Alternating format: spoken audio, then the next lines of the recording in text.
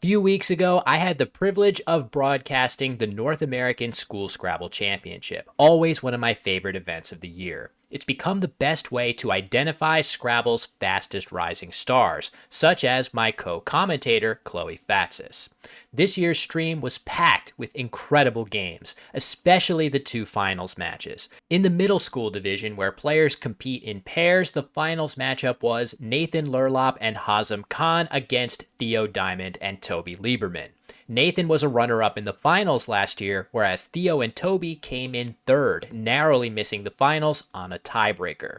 This year, both teams convincingly showed that they belonged in the finals, with Theo and Toby making the spectacular find of the 9-letter coincides on day one of the live stream, while Nathan and Hazem made waves in the tournament room with epic plays like Osvogel, a word they knew because it's on the very first page of the dictionary. Nathan and Hazem open the finals match with a terrible rack, but they quickly find the best word they can play here of aioli for 12, and Theo and Toby respond with depth for 23.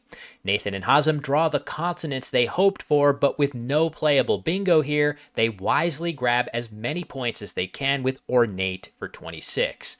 Theo and Toby show vision beyond their years as they spot the very tricky M hook on the board to play mayo for 29. After drawing their new tiles, they spot the gorgeous bingo of vibrator through the T of ornate, with the R hooking mayo to form mayor. If Nathan and Hazem play in a different spot, they'll land the first bingo of the game. But with the first blank in hand, Nathan and Hazem play wet for 23, saving the Z for next turn. This is a really smart idea, since there's a great spot for the Z available if they draw an A, but it's also a devastating block of Theo and Toby's bingo, and they have to settle for their top choice of vibrate for 26. Nathan and Hazem draw ACU, and they've now got ZA for 49, which would be great here. However, they make a stunning find that will be remembered as one of the plays of the tournament. Kazik making the blank a Q for a 75-point bingo. This is fantastic word-finding ability that few players of any age can achieve.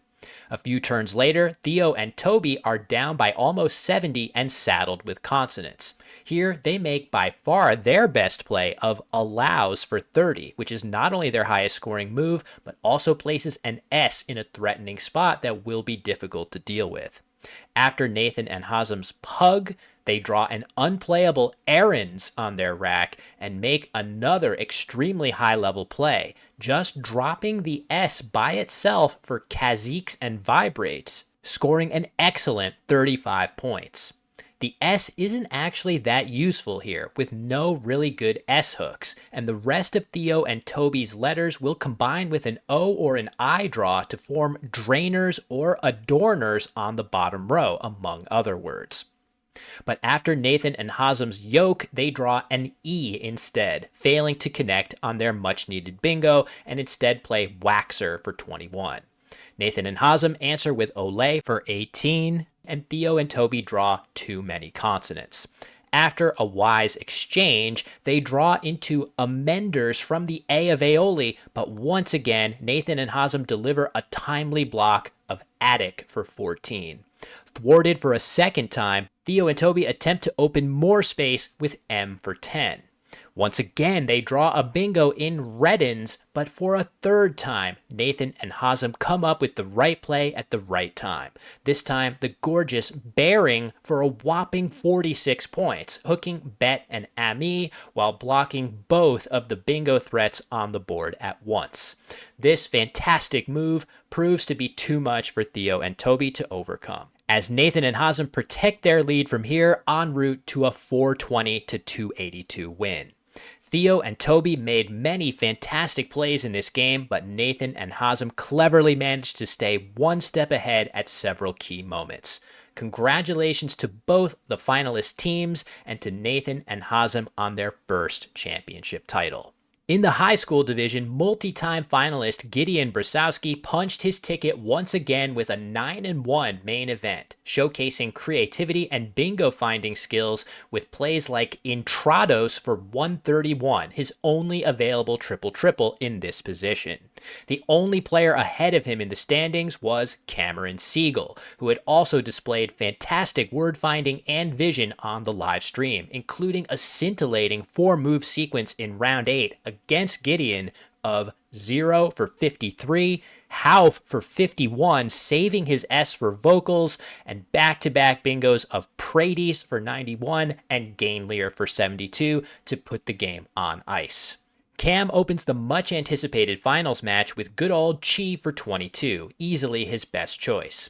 Gideon answers with Quark for 19, after which Cam cleverly plays Ha for 28, holding NG and preserving his ability to play ING bingos if he draws them.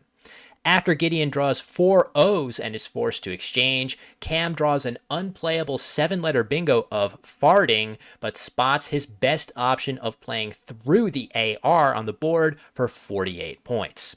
Gideon fights back with the first blank, playing centers and quarks for 84, and the 2 trade bingos in the mid-game, with Cam hitting out earns for 60 and Gideon answering a couple turns later with opiates for 76. Cam is in a weird spot here with 2 S's and triplicated E's, but he makes his best play of bus for 33. His vowel-heavy leave is much better than usual here with a dearth of vowels unseen to him. Up by just 18, Gideon blocks the best 7s lane on the board with cover for 22, denying possible bingos ending in S hooking sods.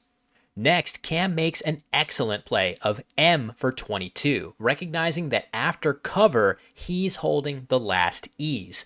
So setting up a spot to overlap with Eam and hit the triple hugely favors him. On the other hand, Gideon draws 5 consonants, and with only 5 tiles left in the bag, it's too late to exchange. With very few reasonable options, Gideon plays tag for 12, hoping to draw vowels from the bag to pair with his Z. Still trailing and without a heavy play in the left-hand column, Cam makes another savvy play of pay for 19, setting up his 4th and final S on the right-hand column as well. If Gideon doesn't have the blank, this spot will be extremely difficult to deal with. In fact, he doesn't have it, and now Gideon must buckle down with the championship on the line. The obvious looking play here is Whiz for 32, but if Cam has ES blank on his rack, he can answer that play by extending it with Wizzins to the triple for 51. Similarly, Will can be extended with the same tiles with Swilled for 36. Gideon's play of Wilt denies Cam the ability to make these devastating extensions and sets up a very complex endgame. Unfortunately for Cam, it's been an uncommonly complicated and grueling game to this point, and he's very low on time. Without the ability to calculate in-depth sequences, he first plays G for 15, saving his S and blank. Gideon has to shed his Z with Za for 21.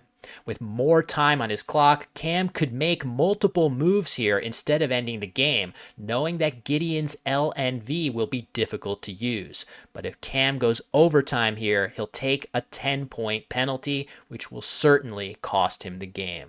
With his final seconds, he plays Aegis for 13, but it's not enough, leading to a 389 to 382 final score, making Gideon the 2025 champion.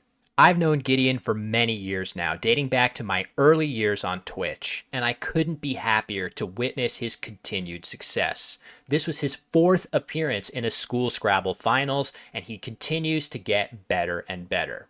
On the other hand, I was equally impressed by Cam, not just because of his consistently sharp tactical play, but also his incredibly classy demeanor immediately after what had to have been a heartbreaking loss. Even though he may have been the runner-up this year, he definitely has the skills and the mindset of a future champion. The best part is that both of these players have one more year of eligibility, so we'll get to see them compete once again next year.